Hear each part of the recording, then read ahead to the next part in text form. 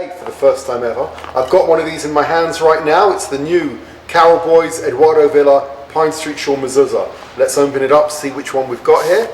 Comes in this beautiful presentation box, and here we go. Absolutely stunning.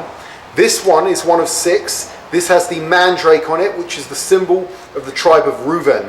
Reuven, famously in the Torah, he finds a mandrake, he gives it to his mother, and that sets off a whole fantastic chain of events. Now, when you've got this mezuzah case, what you're going to need to do with it is put a mezuzah scroll inside, which is one of these. The mezuzah scroll is always handwritten, always on parchment. Now, what's inside a mezuzah scroll is the first 2 paragraphs of the Shema, not all 3. And it starts over here. Here we see the first paragraph starting with the word Shema and ending over there. And the first paragraph, we all know it, it says Shema Israel, Hashem Elokeinu, Hashem Echad. Listen Israel, the Lord is our God, the Lord is one. Then it tells us how to remember that. It says, you want to focus on that, you want to make sure that's part of your life, have a mezuzah on your door to remind us, a very important thing a Jew's got to know. The arena of holiness, the arena of spiritual growth for us is the home. The shul's important, the school's important, the shops are definitely important, but the home is the main thing. So when we come into the home, we have to see this. It reminds us what we're doing, what we're living for, that there's a purpose in life. Then it goes on to tell us how important it is to share that purpose with our children. You tell it to your children, you develop a relationship with them, you pass this message on.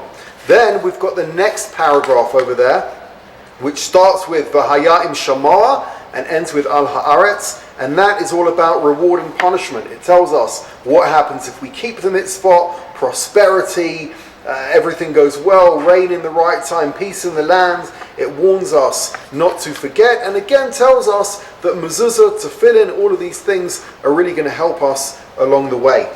Now, a very interesting thing you might notice here is when you got your mezuzah and you roll it up like so, you're going to roll it, and it's, you've got to get it right. You've got to roll it quite tight, but you'll generally find these 3 letters on the outside, on the back of the scroll, which are Shin, Daled, Yud, which spells one of the names of Hashem.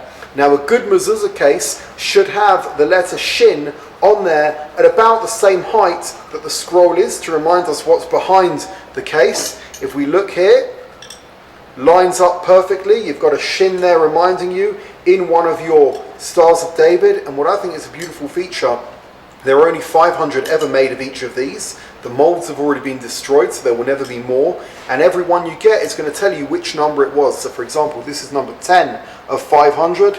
Once 500 are gone, there aren't any more. You won't be able to get them online or cheaper elsewhere. So make sure you go into the Shul website, you get yours right now, and we're happy to help you finding a scroll as well.